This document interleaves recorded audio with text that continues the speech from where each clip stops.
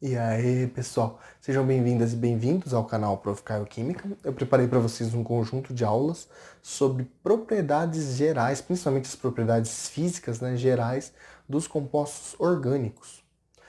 Eu separei esse conjunto de aula em algumas partes. Essa vai ser a parte um, que a gente vai falar um pouco mais sobre as propriedades relacionadas com temperatura de fusão, temperatura de ebulição, estado físico de agregação dos compostos orgânicos e algumas tendências dependendo da estrutura do composto orgânico. Quer aprender um pouquinho mais sobre isso? Se sim, vem comigo então.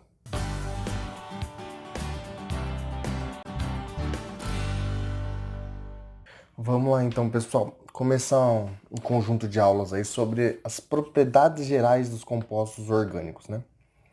Principalmente a gente vai comentar sobre as principais propriedades físicas, vamos dizer assim. Então vamos falar um pouquinho sobre, dependendo de como que é o composto orgânico, pontos de fusão e ebulição. Vamos comentar também sobre um pouco da solubilidade e miscibilidade desses compostos um no outro. Que mais? Vamos comentar sobre a densidade, desses compostos dependendo do tipo de composto orgânico. Então a gente vai explicar então, vamos dizer assim, as características mais gerais, dependendo como que é o composto orgânico, o que que ele pode ter de tendência, né? Quando a gente compara um com o outro com relação a essas propriedades físicas. Com relação às propriedades químicas, a gente vai tratar um pouco mais da parte de reações químicas de cada uma das funções orgânicas, né? Desde os hidrocarbonetos até passando para as funções orgânicas com as oxigenadas, né? Com oxigênio, como álcool, éter, éster, como também as funções orgânicas com nitrogênio, que aí são as aminas, amidas. A gente vai comentar em outro momento, que a gente vai falar focado um pouco mais nas reações para cada uma dessas funções, os principais tipos de reações que podem ocorrer, né? Então, começando a aula, sempre que a gente vai falar com relação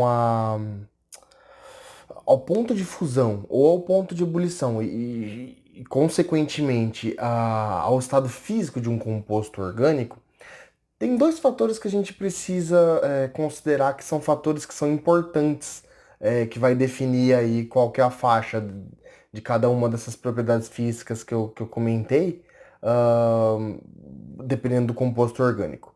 Esses dois fatores que são essenciais para a gente explicar sobre cada uma dessas propriedades é o que a gente chama de forças intermoleculares e o tamanho propriamente dito, muito relacionado também com a massa molecular, né, do composto orgânico, também que é outro fator. Com relação às forças intermoleculares, no que elas se baseiam? Dependendo de como que é a estrutura do composto orgânico, é, elas podem interagir de diferentes maneiras, uma molécula com a outra. Então, se a gente compara uma molécula, por exemplo, uma molécula orgânica de metano, quando a gente vai observar esse composto na natureza, normalmente, em escala macroscópica, as moléculas de metano, se o composto for puro, né, vai interagir uma com a outra formando, né, vamos dizer assim, um sistema macroscópico com um monte de moléculas de metano, né? Então, como que, por exemplo, as moléculas vão interagir uma com a outra para que possa formar esse material macroscópico, esse sistema macroscópico? Elas vão interagir uma molécula com outra a partir dessas forças que a gente chama de forças intermoleculares, justamente porque o inter vem de entre, né, moléculas. Então, forças entre moléculas.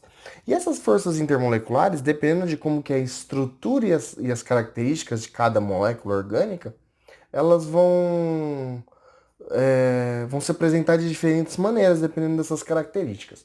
Então, por exemplo, se a gente fala da interação entre moléculas apolares, as forças que vão estar envolvidas que a gente vai chamar de forças de London. Se estamos falando, por exemplo, de interações entre moléculas polares com moléculas apolares, é o que a gente fala que vai ter interação do tipo dipolo permanente e dipolo induzido. Ou dipolo induzido, que a gente chama também. Se, por exemplo, for interação entre moléculas que ambas são moléculas polares, a gente vai falar de interação dipolo-dipolo, que é dipolo permanente e dipolo permanente. E dependendo também se são moléculas polares, mas que nessas moléculas tem normalmente ligações entre ou fluoroxigênio ou nitrogênio com hidrogênio. Então, o que a gente fala que é o FON ligado com o hidrogênio, normalmente vai apresentar também um tipo de interação intermolecular que a gente chama de ligações de hidrogênio. Antigamente se usava muito pontos de hidrogênio, mas esse termo já está entrando em desuso. Hoje a gente fala mais como ligações de hidrogênio, esse tipo de interação intermolecular. Tá, aí vem a pergunta. Professor, mas o que que é eu falar de uma molécula polar, uma molécula apolar? É, Mais especificamente, a gente vai explicar melhor, vamos dizer, sobre isso, inclusive mostrar, né, os principais cálculos, como que a gente vai decidir se uma molécula é mais polar que outra, em uma aula específica que vai falar sobre polaridade das moléculas. Mas só para a gente poder explicar com relação a essas propriedades gerais de compostos orgânicos, basicamente, quando a gente fala que uma molécula é polar ou apolar, tem muito a ver com, vamos dizer assim, a densidade eletrônica, ou seja, a densidade dos elétrons que vão estar nessa molécula, se ela, no final das contas, ela vai ter uma densidade em que uma parte da molécula, por exemplo, está com uma carga mais negativa, ou seja, tem mais elétrons rondando por ali, ou seja, uma densidade de elétrons maior numa parte da molécula, e numa outra parte uma deficiência de elétrons que vai acabar formando uma carga parcial que a gente chama de carga parcial positiva, porque a densidade de elétrons está mais na outra parte da molécula. Aí vocês poderiam perguntar, professor, tá, mas quando você fala que uma molécula pode ter densidade eletrônica diferente em uma parte da molécula ou em outra, por que que isso ocorre? Porque normalmente, dependendo da molécula, os átomos, quando eles estão ligados um com o outro, formando moléculas, por exemplo, a partir de ligações covalentes, que a maior parte das moléculas orgânicas são formadas por ligação covalente, né? Os átomos apresentam diferentes eletronegatividades. Lembra que eu comentei isso quando a gente estava lá na parte de tabela periódica? Para quem não viu essa parte, quando eu comentei sobre propriedades periódicas, uma das propriedades periódicas que eu comentei seria a eletronegatividade, que tem a ver com vamos dizer assim, a tendência que cada átomo tem de poder, vamos dizer assim, atrair os elétrons para próximo dele.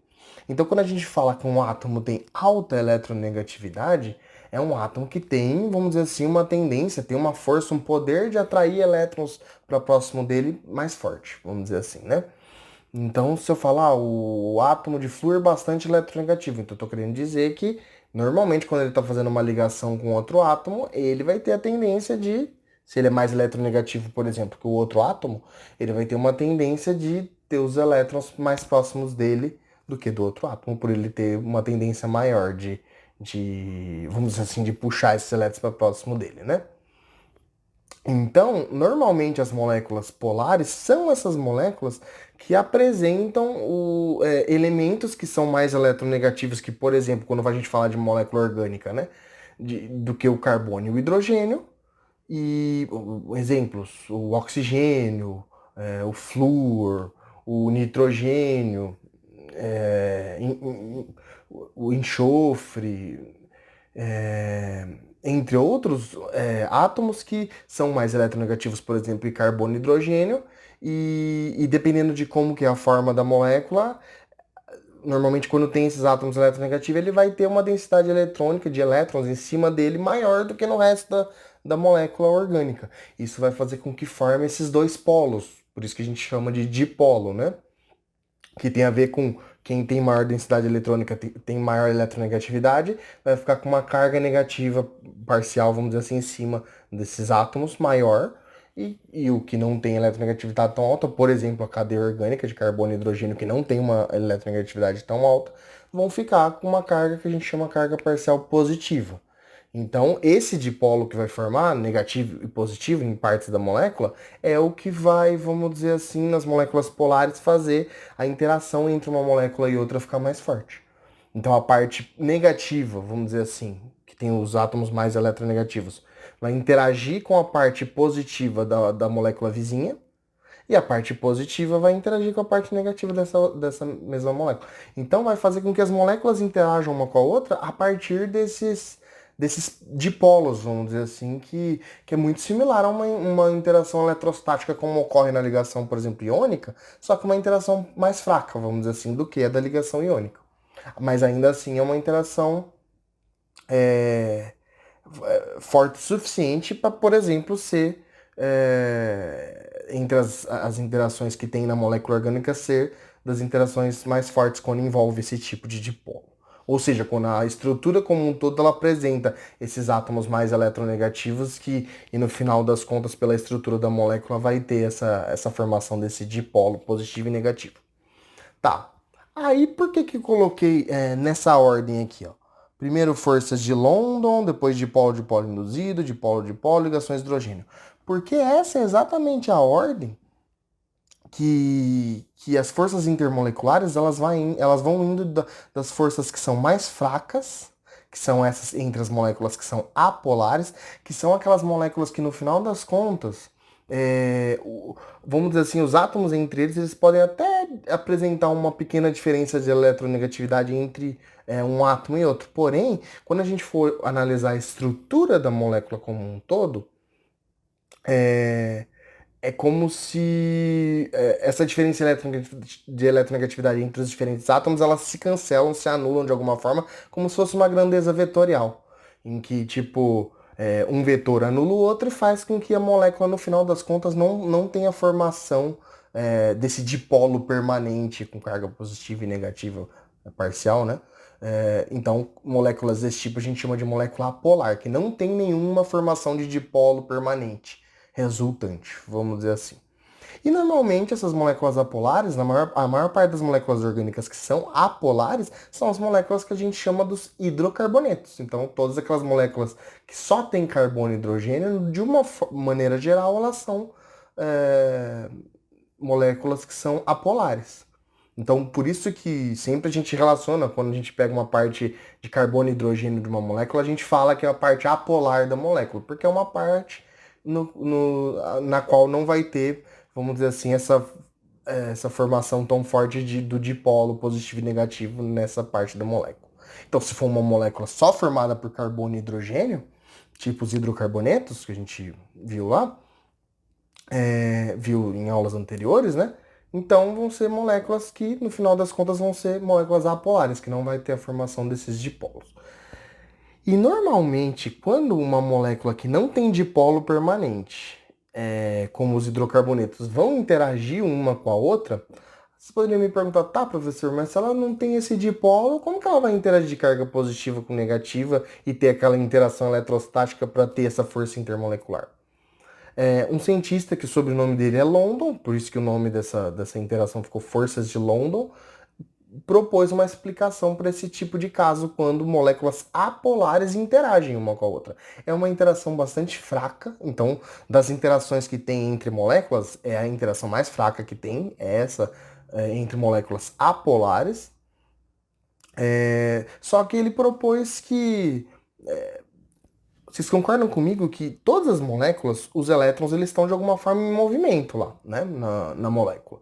Então, os elétrons entre os átomos que estão interagindo estão lá em movimento vamos dizer assim, dinâmico. Mas o que vai acontecer? Existem determinados momentos ali, tipo, determinados períodos de tempo, que esses elétrons em movimento, em algum momento, é, vai ter a formação do que a gente chama de um dipolo instantâneo. Tipo, em algum momento vai ter mais próximo de uma parte da molécula mais elétrons do que em outro, por exemplo. Mesmo que esteja um movimento dinâmico, em algum momento vai ter, que a gente fala que forma um dipolo instantâneo. Não é um dipolo permanente, como naquelas moléculas polares, porém forma um dipolo instantâneo por um tempo muito curto. Quando essa molécula apolar forma esse dipolo instantâneo pela movimentação dos elétrons, que em algum momento tem mais elétrons de um lado da molécula, por exemplo, do que em outro, esse dipolo instantâneo que forma em uma molécula induz a formação do dipolo na outra também. Porque a parte negativa vai induzir com que a outra molécula fique com a parte positiva nela, e a parte positiva dessa molécula que teve dipolo instantâneo vai induzir que a outra molécula tem a formação de um dipolo negativo induzido. Por isso que essa interação da força de London também é muito chamada de interação de dipolo instantâneo e dipolo induzido, porque uma forma um dipolo instantâneo muito rápido, né, pela movimentação dos elétrons, e a outra, o dipolo dela é induzido por essa formação do dipolo instantâneo de uma das moléculas. E dessa forma, as moléculas vão interagindo uma com a outra, porém é uma interação bastante fraca, vamos dizer assim.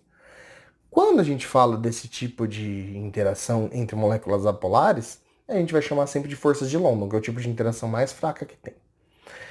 Essas interações vão influenciar diretamente nos pontos de fusão e ebulição, já que, normalmente, quando vamos dizer assim, os compostos estão em diferentes estados físicos, né, estados físicos de agregação da matéria, quando eles estão no estado sólido, as moléculas estão interagindo mais fortemente. Estado líquido, um pouco mais fraco, e o gasoso normalmente é que elas vão estar com menos interação entre uma molécula e outra. Por isso que essas forças intermoleculares entre as moléculas são bastante importantes para explicar esses pontos de fusão, ebulição e também o estado físico dos compostos orgânicos. Quanto mais fraca normalmente é a força intermolecular, em geral, mais fraca vai ser também a interação entre essas moléculas, o que vai fazer com que ele tenha uma tendência maior de estar no estado gasoso, ou se as interações não forem tão fracas assim, no estado líquido. Então, o estado sólido, normalmente, as moléculas que vão estar em estado sólido são aquelas que vão ter interações mais fortes, normalmente. Tá? Então, qual que é a ordem normalmente? As moléculas polares, quando elas se interagem, é a força intermolecular mais fraca que tem. Por isso que a maior parte dos compostos apolares, o estado físico que eles vão estar em pressão atmosférica, por exemplo, de 1 atm, normalmente é estado gasoso. Aí depois vai vir a força de polo induzido, que é quando moléculas polares interagem com moléculas apolares, que as polares têm esse dipolo permanente, né? Positivo e negativo, e ela vai induzir o dipolo nas moléculas apolares, que é uma força mais forte que a força de London, porém ainda assim é uma força fraca por envolver essas moléculas apolares aí também na interação. Depois vem a interação entre moléculas polares, uma com a outra, tipo interação de diversas moléculas polares que tem aí, né, na natureza, né? Que normalmente tem a presença desses átomos mais eletronegativos que carbono e hidrogênio na molécula, que vai ter uma densidade eletrônica maior em cima dele, ou seja, uma carga negativa em cima dele naquele momento. E por fim, para as moléculas orgânicas, as forças mais fortes que eu destaquei aqui são o que a gente chama de ligação de hidrogênio, que são forças de dipolo, como se fosse de dipolo também, porém entre os elementos mais eletronegativos que tem na tabela periódica, que são flúor, oxigênio e nitrogênio, com o elemento menos eletronegativo de todos, que é o hidrogênio. Então vocês percebem que aí vai formar, apesar de ser uma interação de dipolo, é uma interação de dipolo muito mais forte do que as outras, porque envolve os átomos mais eletronegativos que tem, que é flúor, oxigênio e nitrogênio, com o menos eletronegativo que tem. Então a diferença, vamos dizer assim, de eletronegatividade entre esses átomos é bem grande. Isso faz com que ela seja uma força de polo diferenciada. Por isso que a gente chama de ligação de hidrogênio, tá? Que é o caso, por exemplo, das forças intermoleculares das moléculas de água, por exemplo, né? Tá. Então, vai seguir essa ordem. Lembrando que eu não coloquei aqui as forças intermoleculares que são envolvidas, por exemplo, entre íons, que são as mais fortes de todas, ou seja, mais fortes que essas que eu coloquei aqui também. Não destaquei isso porque a maior parte das moléculas orgânicas acabam sendo limitadas por essas forças que eu coloquei aqui. Por quê? Porque a maior parte das moléculas orgânicas são formadas por ligações covalentes, então numa maior parte não envolve, vamos dizer assim, essas interações iônicas, apesar de existirem moléculas orgânicas, vamos dizer assim, ou sais orgânicos, vamos dizer assim, que envolve ligação iônica. Ou seja, que envolve íons, mas eu estou destacando aqui as moléculas orgânicas só por ligação covalente, vamos dizer assim, que são essas as principais forças. Então, só para finalizar esse primeiro fator que influencia no ponto de fusão e ebulição, quanto maior a força intermolecular, normalmente maior também vai ser o ponto de fusão e ebulição. A gente vai ver isso depois. Mas já tenham isso em mente. E um outro fator que influencia bastante também é o tamanho da molécula. que normalmente essas forças intermoleculares, ou seja, essas forças entre as moléculas, elas vão ficando mais intensas, mais fortes, quanto maior o tamanho da molécula. Então, moléculas pequenininhas, né, formado por exemplo, poucos átomos de carbono, hidrogênio, molécula, já que eu estou citando aqui a molécula orgânica, né, normalmente vão ter forças intermoleculares mais fracas, o que vai levar também a pontos de fusão e ebulição mais baixos. E as moléculas maiores normalmente vão ter pontos de fusão e ebulição mais altos, por ter interação mais forte entre os átomos. Certo? Então são esses os dois principais fatores que influenciam. As forças intermoleculares, e quanto mais forte ou seja, quanto mais tende a interação entre moléculas polares uma com a outra, vão aumentar o ponto de fusão e ebulição, e também o tamanho, que quanto maior o tamanho também aumenta o ponto de fusão e ebulição. Aí, se a gente for ver isso graficamente, é justamente isso que a gente vai perceber. Se a gente for observar um gráfico aqui para compostos orgânicos normalmente apolares, né? Então, a gente pegar aí, nesse caso aqui, a gente está pegando o alcano. O que seria um alcano? Seria aquelas moléculas que são formadas só por carbono e hidrogênio, ou seja, são hidrocarbonetos. Ó, nos dois casos aqui dos gráficos, eu estou pegando alcano. E além de também ser formado só por carbono e hidrogênio, são moléculas que só apresentam ligação simples entre os carbonos. Lembra que a gente viu lá isso quando a gente foi, vamos assim, explicar sobre os hidrocarbonetos? Então, normalmente, vocês podem observar aqui que conforme vai aumentando o número de átomos de carbono nessas diferentes moléculas, nesses diferentes alcanos, o que vai acontecendo com o ponto de fusão, que está destacado aqui por essa linha vermelha, que é exatamente a temperatura, que aqui ó, é a temperatura de fusão, né? Então, normalmente, essa linha em rosa aqui, na verdade, ela está destacando justamente, dependendo do número de átomos de carbono que tem o alcano, que tem a molécula, o hidrocarboneto, qual que é o ponto de fusão que essa molécula vai apresentar. E vocês percebem que conforme vai aumentando o número de átomos de carbono, o que acontece com o ponto de fusão, a temperatura de fusão dessas moléculas? Ela vai aumentando também. Que tem muito a ver com aquilo que eu comentei de vocês, que quando aumenta o tamanho da molécula, aumenta a temperatura de fusão também, né? E a mesma coisa ocorre para a temperatura de ebulição. Aumenta o tamanho do número de átomos de carbono, indo para a direita aqui. O que vai acontecer com o ponto de ebulição? Também vai aumentar. Ou seja, normalmente, o que esse gráfico ele está mostrando aqui é que normalmente tanto o ponto de ebulição quanto o ponto de fusão eles aumentam com o aumento do número de átomos de carbono. E podemos observar aqui por esse segundo gráfico que ó, as moléculas de alcanos pequenininhas, ó, CH4, C2H6, que envolve só 2 carbonos, C3H8, C4H10, todas essas aqui, se vocês forem reparar que tem 4 átomos de carbonos, na temperatura ambiente, que é essa linha pontilhada aqui, vocês podem reparar que para todas elas, o que vai acontecer? Ela vai estar no estado, que estado que ela vai estar? No estado gasoso.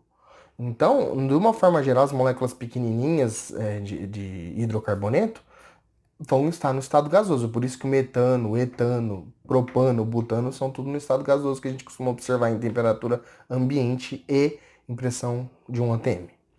Quando a molécula já começa a se tornar maior, como por exemplo o pentano, o hexano e vai indo aumentando o número de átomos de carbono na molécula, ela já vai começar a ficar em temperatura ambiente no estado, olha aqui ó, no estado líquido. Então, tudo aqui, ó, lembrando que esse azul mais escuro aqui é estado líquido e o mais clarinho aqui é estado gasoso. Então, você percebe que moléculas pequenas normalmente vai ficar mais em estado gasoso, em temperatura ambiente.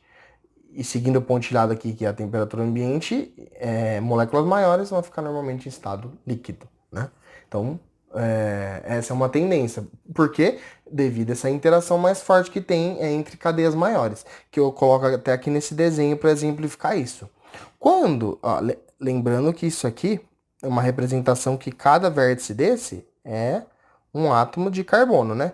Então, o que a gente pode perceber com isso? Aqui a gente está pegando uma estrutura que tem 3, 4, 5, 6, 7 átomos de carbono. Então, é como se a gente pegasse aqui uma estrutura do heptano, né?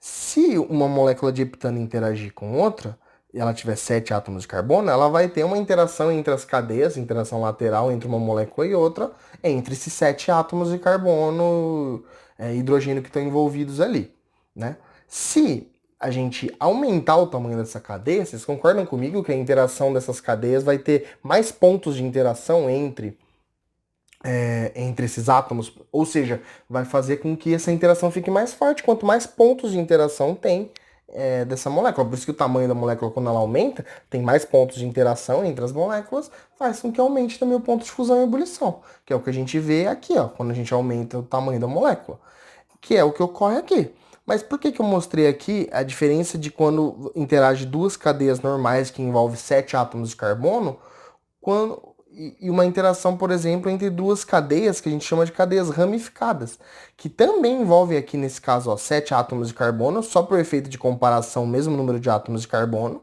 entre as duas. Porém, quando ela é ramificada, ela não vai ter tantos pontos de interação como a normal, que um átomo de carbono está ligado um com o outro, um do lado do outro. Quando ela é ramificada, é como se tivesse menos pontos de interação entre esses átomos. Então, se você compara duas moléculas que têm 7 átomos de carbono, por exemplo, que foi o que eu coloquei aqui de exemplo, né? E uma das moléculas tem cadeia normal e a outra tem cadeia ramificada, normalmente, para o mesmo número de carbono entre as duas, né? Normalmente a cadeia normal vai ter um ponto de fusão e ebulição maior, as moléculas que têm cadeia normal, do que as que têm cadeia ramificada, justamente porque elas vão ter mais pontos de interação entre uma molécula e outra. O que vai fazer com que a força intermolecular entre elas acabe sendo maior e seja mais difícil de você conseguir separar essas moléculas, fazendo com que os pontos de fusão e ebulição se tornem maiores também. Beleza? Então, essa é a primeira comparação que a gente pode estar fazendo, quando envolve essa interação entre moléculas apolares. Na próxima aula, eu vou dividir essa aula em algumas aulas. Na próxima aula, a gente vai comentar um pouco mais sobre a influência desses fatores para quando envolve moléculas polares, vamos dizer assim, né? E além de envolver moléculas polares, também quando envolve ligações de hidrogênio, que é um tipo ainda mais forte, para vocês verem quais são as tendências das propriedades nesses casos também. Beleza? Então, eu espero vocês até a próxima aula. Bons estudos. Até mais então. Tchau, tchau, pessoal.